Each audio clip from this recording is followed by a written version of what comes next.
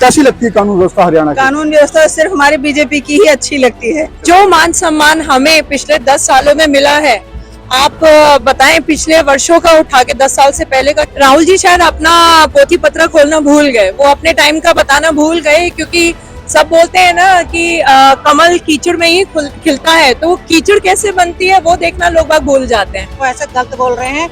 BJP सरकार ही ऐसे जो युवाओं को नौकरी दे रही है और आगे भी देगी।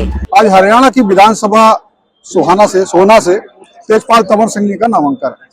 तेजपाल सिंह तंवर के यहाँ पर कुछ महिलाएं भी समर्थक है। जानते हैं क्यों वो समर्थन में आई है बीजेपी के? तमाम कांग्रेसी हमला कर रहे हैं कि हरियाणा की कानून व्यवस्था को लेकर, तमाम बातों को लेकर। यहाँ महिलाएं है, वो बताएं कि उन्हें कानून व्यवस्था कैसी लगती है, कैसी लगती है कानून व्यवस्था हरियाणा की? कानून व्यवस्था सिर्फ हमारे बीजेपी की ही अच्छी लगती है। जहाँ भी देखो बीजेपी का ही बोलबाला है, क्योंकि बीजेपी काम करती है, जमीन से जुड़े हुए लोगों को उठाती है और बढ़िया से बढ़िया काम करती है। हमारे नरेंद्र मोदी जी ने जो करके दिखाया है ना, वो कांग्रेस कभी नहीं कर सकती।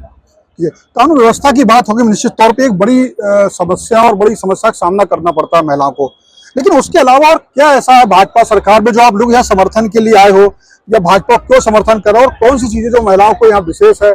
आप काफी संख्या में आए हुए। मान सम्मान, किस तरीके से? जो मान सम्मान हमें पिछले 10 सालों में मिला है, आप बताएं पिछले वर्षों का उठा के 10 साल से पहले का क्या वो मान सम्मान मिला? मैं जब भी अभी कई बार देखता हूँ जो विपक्षी दल है, राहुल गांधी 3 बातें कहते हैं बहुत ज्यादा कि दलित को उत्पीड़न हो रहा है, पिछड़े का उत्पीड़न हो रहा है, महिलाओं का उत्पीड़न हो रहा है। क्या क्या जवाब उनकी है? राहुल जी शायद अपना पोथी पत्र खोलना भूल गए, वो अपने टाइम का बताना भूल गए, क्योंकि सब बोलते हैं ना कि कमल कीचड़ में ही खिलता है, तो वो कीचड़ कैसे बनती है वो देखना लोग बाग भूल जाते हैं। राहुल जी अपना जरा इतिहास उठा के कहना है कि उन्होंने कीचड़ इतनी कर दी थी, वहां से आप खिल गए। लेकिन अब एक सवाल यहाँ पर ये आएगा कि 10 साल सरकार को हो गए, ये अक्सर देखा जाता, कई जगह हुआ, हालांकि मैं एमपी में भी एक बार देखने को मिला, कई अन्य जगह भी मिला कि 10 साल जब सरकार को हो जाते हैं तो कहीं ना कहीं एक थोड़ा सा चुनौती हो जाती है। उसको कैसे कोई और बोलना चाहेगा, आप बताइए कैसे?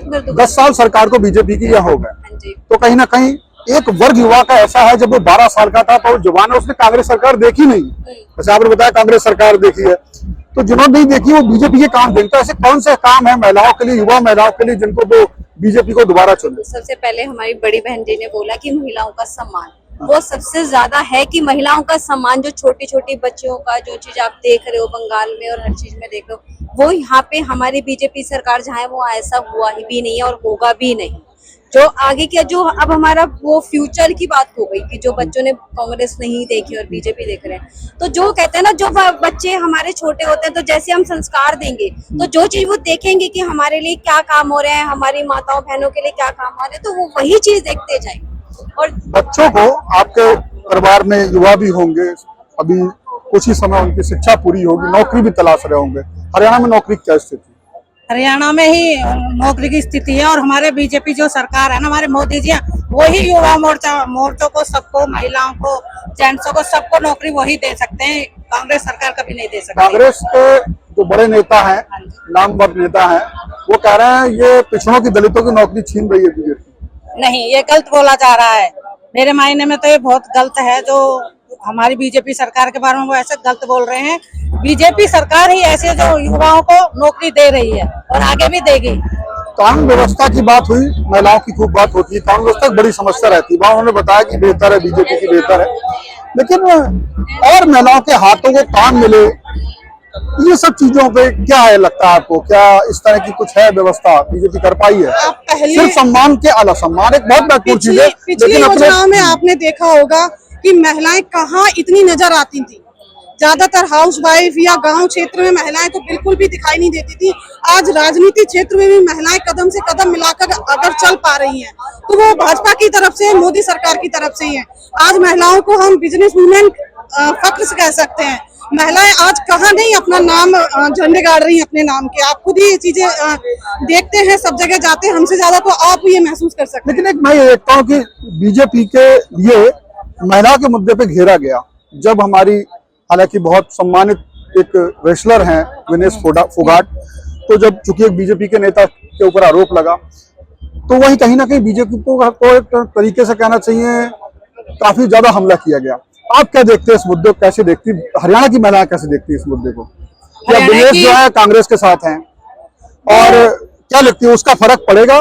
अन्य महिलाएं बीजेपी के साथ रहेंगी, नहीं रहेंगी, या विनेश के वजह से बीजेपी से अलग हट सकती है? कोई बीजेपी छोड़ के नहीं जाएगा। सिर्फ एक के दल बदलने से किसी भी महिला की शक्ति ना टूटेगी, ना विश्वास टूटेगा, क्योंकि जो मान सम्मान पिछले 10 वर्षों में, पिछले 5 सालों में जो हमारी हरियाणा सरकार ने जो महिलाओं को दिया है 33%, 50%, अगर वो कांग्रेस लाके दे दे या विनय फोगाट जी जाके कांग्रेस से लेके आ जाएं, तो हम भी देखते हैं, हम भी यही है, वो भी यही है। क्या जो हरियाणा एक ऐसा प्रदेश है जिसे माना जाता है कि एक सेहतमंद खिलाड़ी और नामवर खिलाड़ी यहाँ से हुए हैं, क्या लगता है पिछले 10 सालों में जो बीजेपी की सरकार है उसने खेलों के लिए कुछ किया, या जैसे विनेश या दूसरे पूनिया वगैरह बताते हैं कि वो अपने दम पर, एक अपने अखाड़ों के दम पर ही आगे निकले हैं, सरकार का सहयोग नहीं मिला? इसे आपका क्या लगता है? आपकी बेटी, आपकी बहन, आपके लोग अगर ये खेलों में जाते हैं, कुछ ऐसी व्यवस्था जमीन पर है, स्टेडियम, ये कि उन्हें वो सुविधा मिल सके कि वो खिलाड़ी बन सके?